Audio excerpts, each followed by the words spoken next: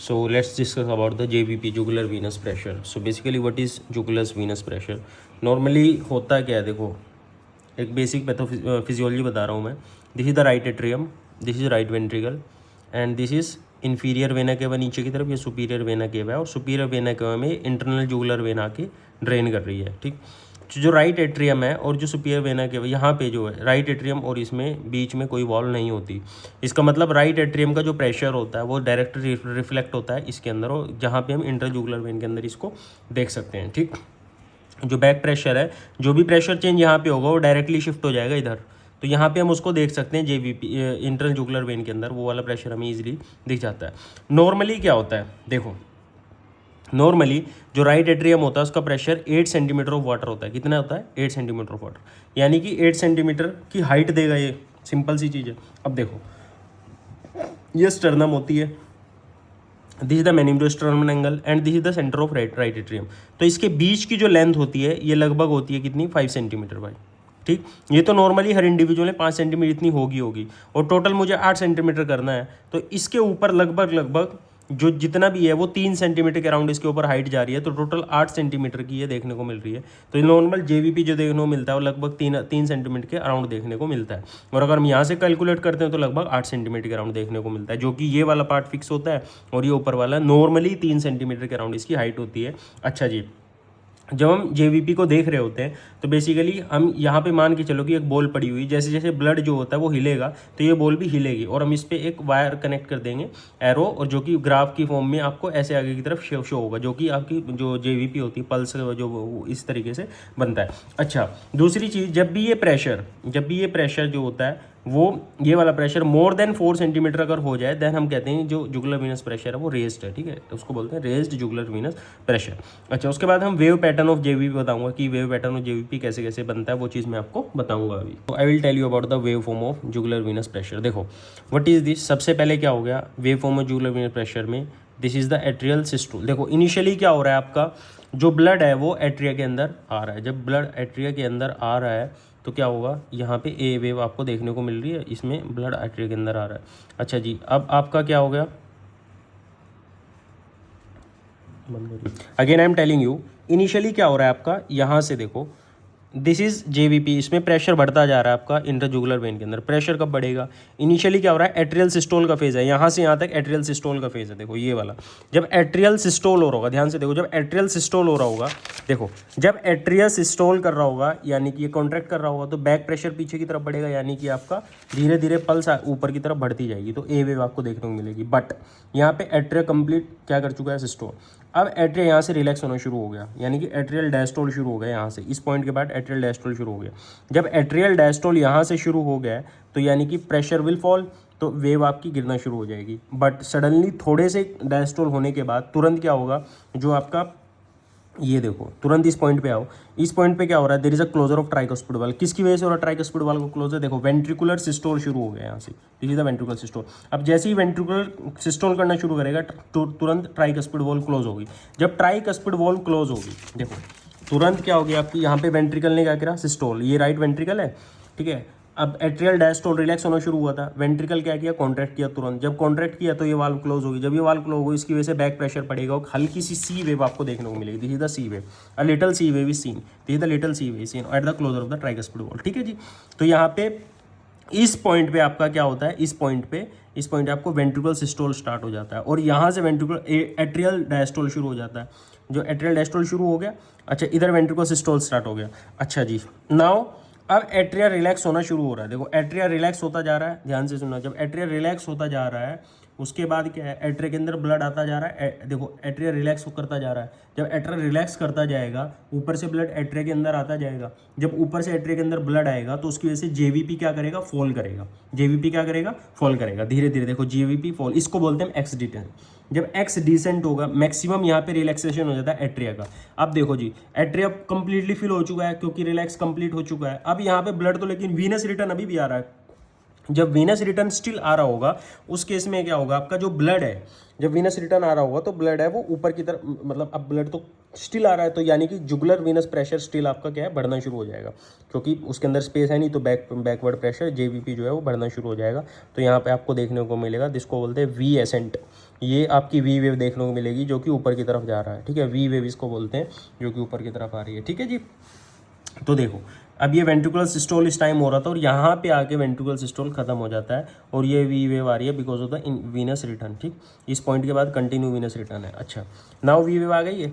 अब क्या होगा आपका एट दिस पॉइंट, ठीक, there is a onset of ventricular diastole. इस पॉइंट पे क्या होगा, वेंट्रिकुलर डायस्टोल।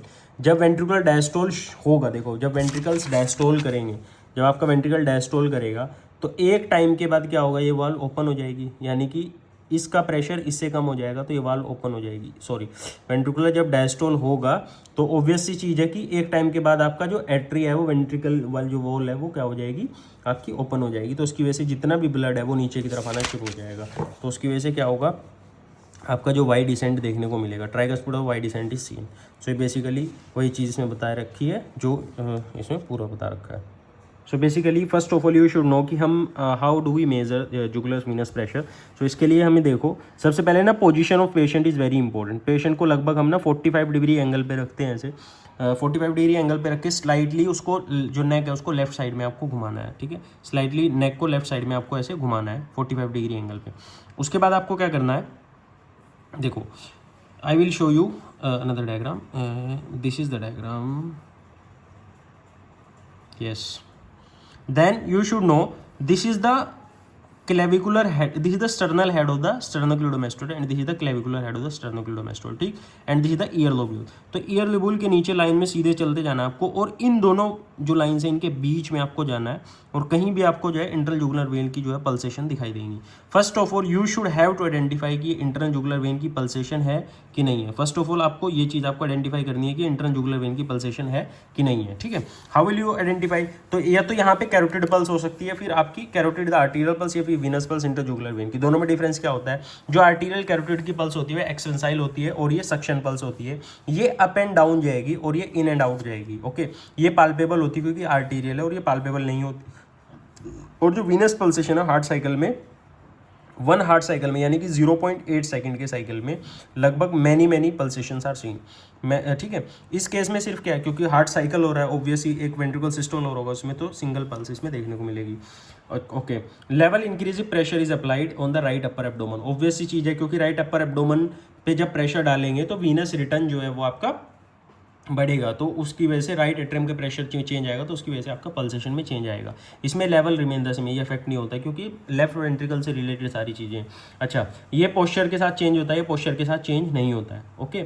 सो सबसे पहले जब भी आप पल्सेशन देखते हैं, first of all identify whether it is a jugular Venus pulse है कि वो कैरोटिड पल्स है, ये आइडेंटिफाई करना बहुत जरूरी होता है। उसके वो हम उनके अलग अलग फीचर्स के बेस पे आइडेंटिफाई करते हैं, आइडेंटिफिकेशन के बाद ही हमें कुछ कमेंट करना होता है, okay. Now let us know the clinical correlation. Clinical correlation में आपको I want to tell you one thing, clinical. So basically यहाँ पे ना 3 टाइप की पल्स आपको दिखा रखी है क्लिनिकली, मतलब एक वो दिखा रखा है कि पल्सेशन कैसे कैसे मिल सकती है। ये तो नॉर्मल पल्स है, देखो जी 3 सेंटीमीटर की हाइट देखने को मिल रही है, जो ब्लू वाली लाइन है थी द ACXVY, फिर ये AC, ये एक पल्स होगी, ये दूसरी पल्स होगी, नॉर्मल पल्सेशन है, ठीक है। अच्छा, नॉर्मल पल्सेशन में कई बार क्या होता है, अगर सडनली ए वेव आपको राइज हो जाए, लार्ज ए वेव आपको देखने को मिल सकती है, तो ये पल्मोनरी हाइपरटेंशन हो सकता है, pulmonary stenosis, right ventricular hypertension, या फिर ट्राइगस्पिड स्टेनोसिस हो सकता है। ये हम बताएंगे आपको कैसे हो रहा है, ठीक है। दूसरा केस है कि आपका पल्सेशन का जो पैटर्न है, मतलब पैटर्न तो वही है AC, उसके बाद तेरा X डिसेंट, फिर V, फिर Y डिसेंट, पैटर्न तो वही है, बट ये हायर प्रेशर नहीं कि 5 से 6 सेंटीमीटर के प्रेशर पे आपको हायर प्रेशर पे सब कुछ देखने को मिल रहा है। ये केस हो गया क्रॉनिक कंजेस्टिव कार्डियक फेलियर, मतलब कंजेस्टिव कार्डियक फेलियर का केस है ये, और ये फ्लूइड ओवरलोड वाली सिचुएशन है, ठीक है। दूसरा क्या हो सकता है, कोई क्लियर कट पैटर्न ही नहीं है और बहुत हाई प्रेशर पे आपको देखने को मिल रहा है, लगभग 8 सेंटीमीटर के अराउंड प्रेशर पे देखने को मिल रहा है, कोई क्लियर कट पैटर्न है ही नहीं, प्रेशर इज वेरी हाई। ये किस में देखने को मिलता है, सुपीरियर वेना के ऑब्स्ट्रक्शन वाले केस में देखने को मिलता है। ये 3 केस है पल्सेशन के, इसमें से हम ये वाला डिस्कस करेंगे जिसमें क्या होगा, आपका जो ए वेव है, लार्ज ए वेव देखने को मिल रही है। अब नॉर्मली देखो जी लार्ज ए वेव कैसे देखने को मिल रही है, for example if there is a stenosis here, ठीक है, ये ट्राइगस्पिड स्टेनोसिस है, या फिर पल्मोनरी स्टेनोसिस है, या फिर राइट वेंट्रिकुलर हाइपरट्रोफी है, या फिर पल्मोनरी हाइपरटेंशन। इन सब केसेस में खुद ही सोचो, क्योंकि बैक प्रेशर ज़्यादा होगा तो एट्रियम के अंदर प्रेशर क्या होगा, ज़्यादा होगा। जब एट्रिया के अंदर जो प्रेशर है ज़्यादा हो, जब एट्रिया कॉन्ट्रैक्ट करेगा तो ज़्यादा प्रेशर के साथ कॉन्ट्रैक्ट करेगा, इसका मतलब बैक प्रेशर भी ज़्यादा लगेगा। तो बैक प्रेशर जब ज़्यादा लगेगा तो उसकी वजह से आपको लार्ज ए वेव देखने को मिलती है। अच्छा, कई बार लार्ज ए वेव बहुत ज़्यादा बड़ी हो जाती है, उसको बोलते हैं कैनन वेव।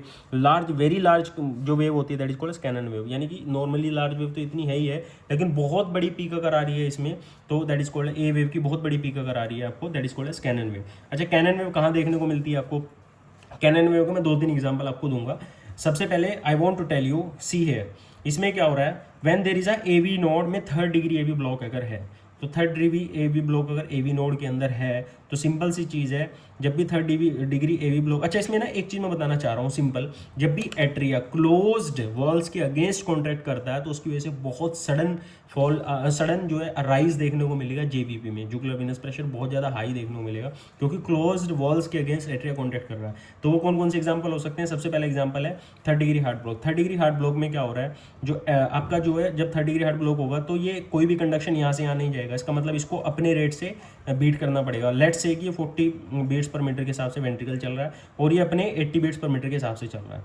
तो समटाइम्स क्या होगा, बाय रैंडम चांस ये और ये साइमल्टेनियसली कॉन्ट्रैक्ट कर रहे होंगे, उस केस में वाल्व क्लोज होगी। जब वाल्व क्लोज होगी तो एट्रिया क्लोज वाल्व के अगेंस्ट जब कॉन्ट्रैक्ट करेगा उसकी वजह से जेवी बहुत ज़्यादा हाई देखने को मिलेगा इसमें। दूसरा वेंट्रिकुलर टैकीकार्डिया का केस है, इसमें क्या हो, एक एबनॉर्मल फोकाई वेंट्रिकल्स के अंदर है जो अपने रेट से इसको चला रहा है 160 बीट्स पर मिनट से, और ये 80 बीट्स पर मिनट से एट्रिया चल ही रहा है। तो उस केस में क्या होता है कि सडनली एक ऐसा रेंडम पॉइंट आएगा जिसमें ये और ये एक साथ कॉन्ट्रैक्ट कर रहे होंगे। जब ये एक साथ कॉन्ट्रैक्ट कर रहे होंगे, बट ऑब्वियसली चीज़ है कि वॉल्व वहाँ पे क्लोज होगी। जब वॉल्व क्लोज होगी तो एट्रिया क्लोज्ड वॉल्व के अगेंस्ट जब कॉन्ट्रैक्ट करता है तो जेवीपी सडनली बहुत ज़्यादा बढ़ जाएगा। ओके, अच्छा, तीसरा इसमें केस दे रखा है कि जब एस नोड फेल हो जाए, फॉर एग्जाम्पल एस नोड आपका फेल हो गया, इसका मतलब क्या है, ए बी नोड को ही दोनों की जिम्मेदारी संभालनी पड़ेगी। तो ए बी नोड क्या करेगी, ऊपर भी सिग्नल भेजेगी, नीचे भी भेजेगी। तो ऊपर और नीचे एक साथ ए बी नोड कॉन्ट्रैक्ट कराएगी एट्रिया को भी वेंट्रिकल को। जब एट्रिया एंड वेंट्रिकल एक साथ कॉन्ट्रैक्ट करेगा, देखो एट्रिया एंड वेंट्रिकल एक साथ कॉन्ट्रैक्ट कर रहा है, उसका मतलब क्या होगा, जो बीच में वॉल्व है, क्योंकि वेंट्रिकल का प्रेशर ज़्यादा होता है, वॉल्व को क्लोज करेगा। जब वॉल्व क्लोज होगी वेंट्रिकल वाली, जब वॉल क्लोज होगी ट्राइकस्पिड वाली, उसकी वजह से एट्रिया क्लोज वॉल के अगेंस्ट जब कॉन्ट्रैक्ट कर रहा होगा तो उसकी वजह से बैक प्रेशर बढ़ेगा और आपका कैनन वेव। और यहाँ भी जो कैनन वेव देखने को मिलती है स्पेशली मैं बताना चाहता हूँ, रेगुलर कैनन वेव्स होती हैं। ठीक है, तो रेगुलर कैनन वेव्स देखने को मिलती है एस नोड फेलियर के केस में। ठीक है जी। अच्छा, एक केस है इसमें regurgitation of the tricuspid wall. Okay, tricuspid wall का रिगर्जिटेशन, अगर ट्राइकस्पिड वॉल का रिगर्जिटेशन होता है तो उस केस में आपको क्या देखने को मिलता है, जो आपका डिसेंट है, एक्स डिसेंट है, और जो वी वाला जो वी वेव है, ये दोनों एक साथ मिल जाती हैं, दैट इक्वल सी वी बहुत फ्यूज कर जाती हैं। होता क्या है इसमें, मैकेनिज्म बता दे रहा हूँ। जब भी रिगर्जिटेशन हो रहा होगा, जब भी आपका ट्राइकस्पिड रिगर्जिटेशन होगा, जब ट्राइकस्पिड तो उसकी वजह से क्या होगा, जो ब्लड है पीछे की तरफ भी जाएगा और आगे की तरफ भी जाएगा। ऑब्वियस सी चीज़ है, जब ब्लड पीछे की तरफ जाएगा